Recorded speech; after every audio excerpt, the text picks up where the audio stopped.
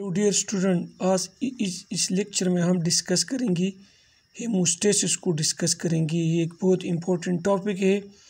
असल में हेमोस्टेसिस क्या होता है? It is a sequence of responses to stop bleeding.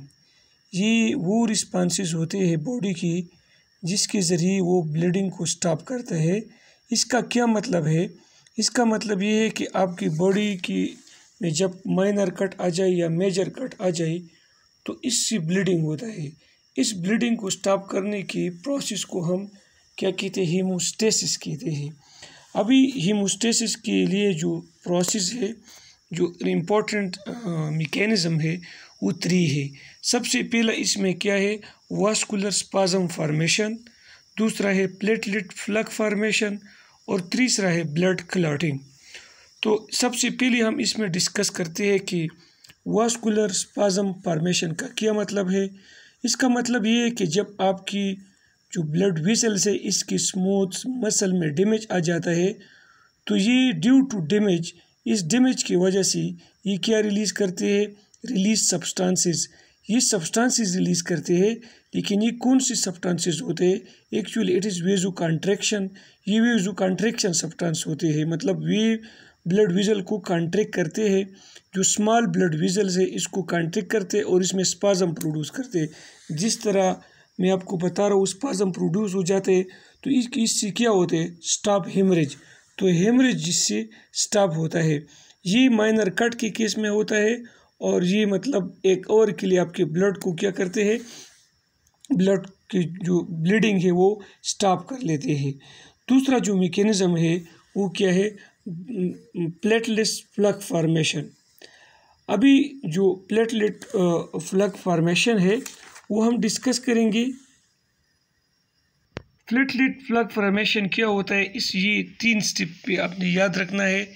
एक है platelet adhesion, platelet release reaction और platelets aggregation.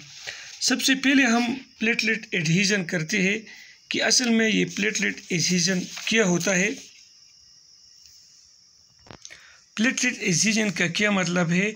Attachment of the platelets to non platelet surface. जब प्लेटलेट्स जो है वो नॉन प्लेटलेट्स के साथ अटैच होते हैं, इसको हम प्लेटलेट एडहीजन कहते हैं।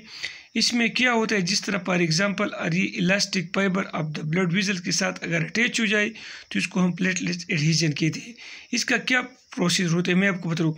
ये मैंने आपको एक ब्लड वेसल बनाया है, इसके ऊपर जो है कोलेजन फाइबर्स है और इसके अंदर प्लेटलेट्स है और प्लेटलेट्स के अंदर वेसिकल्स मौजूद है और इस वेसिकल्स में for example ADP, ATP, thromboxane, A2, calcium, serotonin, fibrin stabilising factor है और प्लेटलेट डेरिवेटिव ग्रोथ फैक्टर है, इसमें मौजूद होते हैं। सपोज जब क्या होता है कि यहाँ पर अगर टिश्यू डैमेज हो जाता है तो इसकी जो कोलेजन फाइबर है वो एंटर हो जाते हैं, इंजरी हो जाते हैं। तो एंट्री जब हो जाता है तो ये प्लेटलेट को क्या करते हैं? एक्टिव करते हैं और ये प्लेटलेट जो है ये फिर ये मुख्तलिफ जो चीज़ें हैं इसको क्या करते हैं? रिलीज़ करते हैं।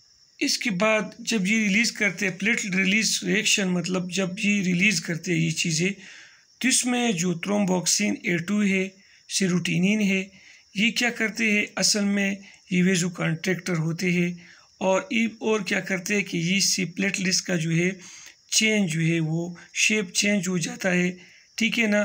तो इससे क्या हो जाता है? प्लेटलेट्स एक दूसरे के साथ एग्रीगेट होते हैं।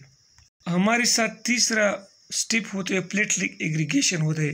प्लेटलेट एग्रीगेशन का क्या मतलब है कि attachment of platelets to one another. जब एक प्लेटलेट्स दूसरी प्लेटलेट्स के साथ अटैच होते हैं इसको हम प्लेटलेट एग्रीगेशन कहते हैं या प्लग रिएक्शन कहते हैं। इस क्या होता है? It occur with in seconds, ये सेकेंड में होते हैं। Platelets come in contact with damage vascular surface. Platelets जो आपके डैमेज वास्कुलर सरफेस है इसमें आ जाते हैं तो ये क्या रिलीज़ करते हैं? ADP को रिलीज़ करते हैं, ये टिश्यू ADPs को रिलीज़ करते हैं। तो क्या बनाता है? ये प्लेटलेट एग्रीगेशन बनाता है। इसको हम क्या कहते हैं? इस एग्रीगेशन को this aggregation is called primary aggregation और इस एग्रीगेशन को हम प्राइमरी एग्रीगेशन कहते हैं। फिर क्या होता है कि aggregate of the platelets release more ADP. फिर ये जो एग्रीगेट बना है ये मोर एडीपी को रिलीज़ करते हैं इन थ्रोम्बिन, और थ्रोम्बिन को रिलीज़ करते हैं। तो ये क्या करते हैं, आपस में ये प्लेटलेट्स जो है बहुत ज़्यादा एग्रीगेट्स बनाते हैं। इसको हम फिर क्या कहते हैं, इस एग्रीगेट को हम फिर सेकेंडरी एग्रीगेट कहते हैं। और ये ज़हन में याद रखना है, ये किसकी मौजूदगी में होते हैं, कैल्शियम की मौजूदगी में होते हैं। जब कैल्शियम का मकदार मौजूद होते हैं कम तो ये एग्रीगेट बनता है, अगर ये लार्ज होते तो फिर ये एग्रीगेट नहीं बनता। इसके बाद प्लेटलेट्स मतलब ब्लड का क्लेटिंग किस तरह होता है।